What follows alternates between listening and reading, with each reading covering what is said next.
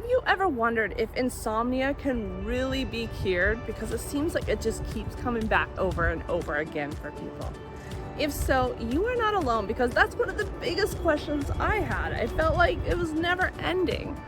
That's what we're going to be talking about in today's video. We're going to talk about if there really is a cure for insomnia, or if it's going to be more about managing your sleep and your habits and things like that to optimize your sleep.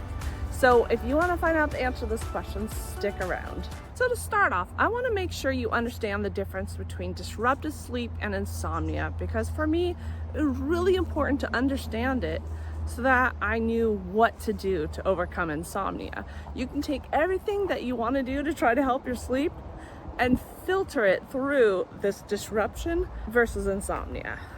Disrupted sleep. Disrupted sleep is basically anything that can affect your sleep. It could be sleep medications, hormones. If you have jet lag and your circadian rhythm is off, if you have a health condition or anything that can cause trouble sleeping. This is not insomnia. Insomnia actually comes from psychological and learned behaviors. It's not from the hormone changes. If you're hitting menopause and you're experiencing sleep issues, it's not from that. So it basically all comes down to fear, all of it. So you have some disrupted sleep from the very, very beginning, which is normal. Absolutely everyone experiences disrupted sleep at different points in their life. When you start to fear that disrupted sleep, that's when you start to tell your brain there's danger. So what happens is you have a couple nights of bad sleep and you're like, oh my gosh, I can't have another night of bad sleep. I can't do it. So you start maybe taking some pills or doing a sleep meditation or doing all these different things to try to avoid losing sleep, which is normal. A lot of us do that, but they can't actually make us sleep. They aren't the reason that we are losing sleep in the first place. So we start to fear being awake because the pills, the supplements, and everything that we're taking, they aren't working. We're scared, we're fearful of losing more sleep. And then that is when the brain starts to see the danger. It sees that you are fearing something, you're trying to escape it. So it starts to activate that fight or flight system. At this point, your brain is associating bedtime and wakefulness with danger. And like I mentioned, it's activating that fight or flight system, which is exactly what we want it to do. We don't want it to happen when we're sleeping, but that just tells you that your brain is functioning completely normal. Back in the ancient days, this was super helpful. Maybe when they're sleeping on the ground around a campfire and they're worried about a grizzly bear attacking them, the fight or flight would keep them in a lighter sleep. They wouldn't get as much sleep because it'd be dangerous. It's dangerous to be in a deep, long sleep if there is danger out there. And that's exactly what your brain is doing. Because your brain is activating the fight or flight system, your hyperarousal levels are higher and higher, and you're going to start to lose more and more sleep. Remember, this is exactly what your brain wants to do. It's trying to keep you safe. Thank your brain, even though it's not what we want. Your brain is functioning normal. But unfortunately, because we are losing more and more sleep from these high hyperarousal levels, we start to fear the nighttime even more. I'm sure you can relate to this. So we become even more fearful. Your brain thinks there's an even bigger danger because you aren't able to escape this danger, and it's there every single night. Your fight or flight is amplified, your hyperarousal levels are amplified, and you are just losing more and more sleep. And I'm gonna guess at this point you're starting to feel broken. There's something wrong with you, and that you'll never overcome insomnia. But I promise you, you can and you will. It's just a matter of teaching your brain that you're safe. And we're going to talk about it more in this video. The biggest thing to remember is the more you are fearing being awake, the more you're trying to fight it and escape it with pills and supplements and everything. These are all sending signals to the brain, reinforcing that there is danger and keeping you stuck. We have to move past that. We have to start to send signals of safety to our brains so that it can start to learn with time that you are safe. That is how you're going to overcome insomnia, and that takes time and practice. Let's talk about whether there is actually a cure or not. So the thing is, when you say cure, that implies there's something broken and something to fix. Right there, that should give you a clue. But it's not like you have a bacterial infection, you take an antibiotic to fix it, or you take some kind of pill to fix something, to cure it, to get rid of it. There is nothing to get rid of. Your brain is doing exactly as it's supposed to. It is trying to keep you safe. Like I said, thank you, brain. Even though it's not what you wanted to do, it just shows you that your brain is functioning completely normal, and hopefully that takes off some of that feeling of brokenness and that there's something wrong with you. Instead, we need to change our relationship with sleep. Instead of sleep and wakefulness, instead of fighting it and trying to escape it, we need to allow it. Because if we aren't sending these signals of danger and we're sending signals of safety, then your brain's going to learn with time that you are safe. And it's going to deactivate that fight or flight system so that you can start to sleep.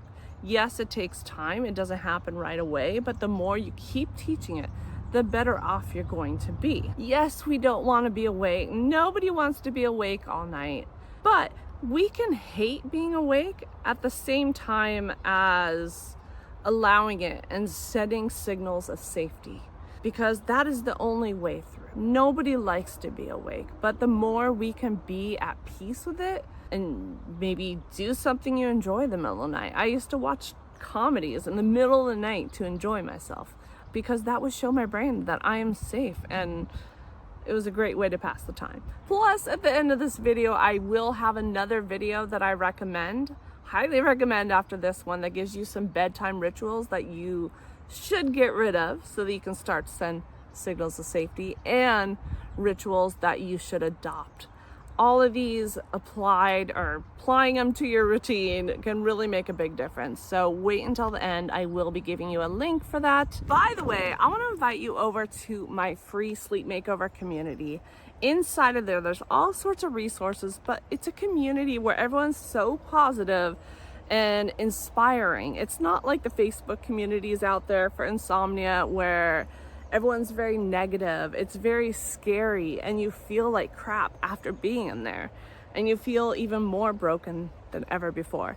Not in my community. I promise you, you'll feel more inspired after, and you'll have some great tips to keep progressing. So if you want to join my community, the link is in the description box below, and it's absolutely free. Okay, so now that I'm starting to walk back to my car, let's talk about the different things that you can do to start to progress and send those signals of safety.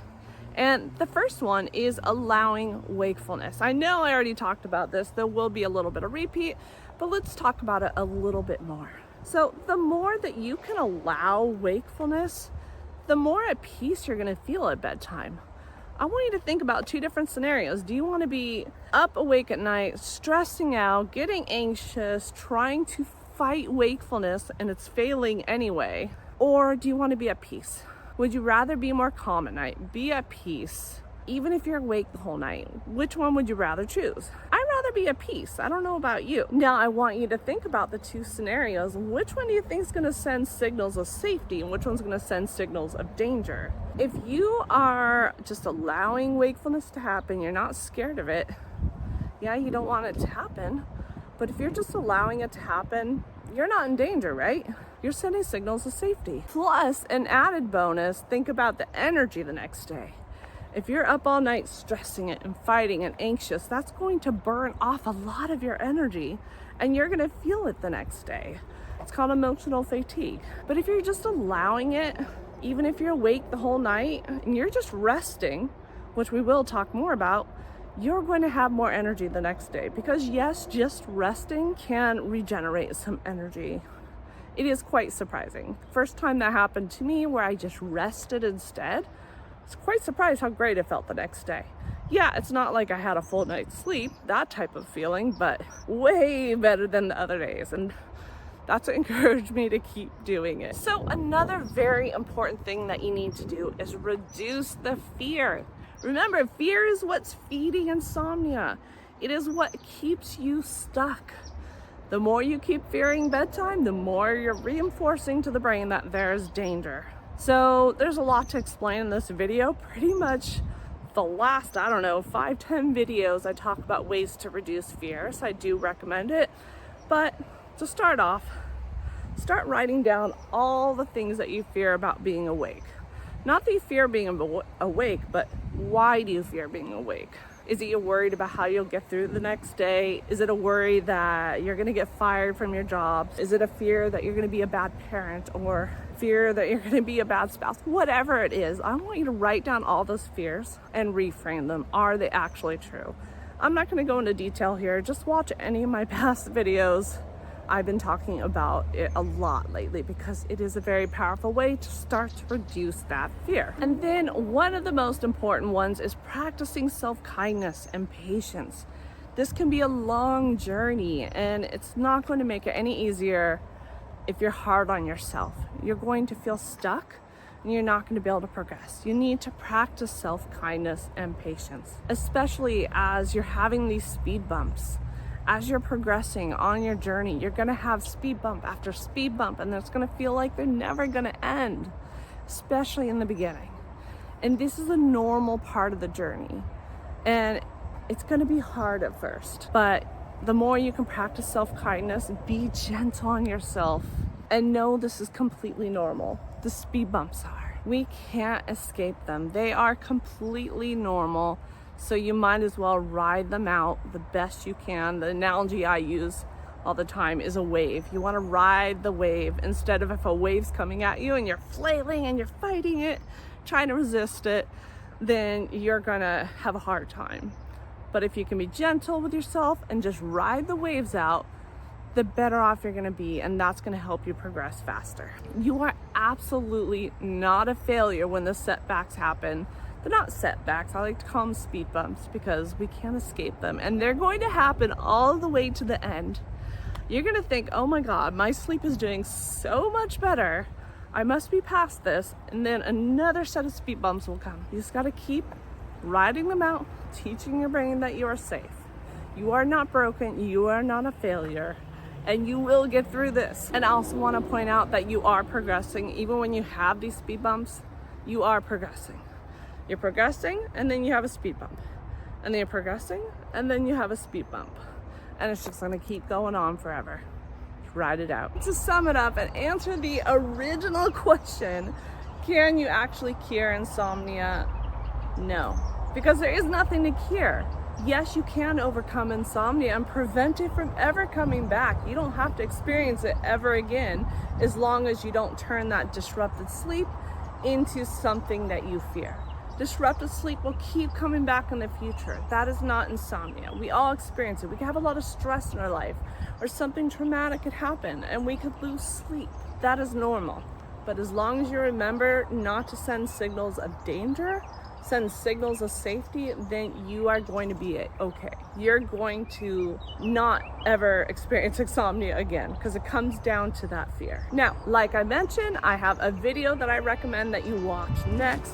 It's this one. You're gonna learn the bedtime rituals that you need to get rid of so that you can overcome insomnia, and which ones to adopt.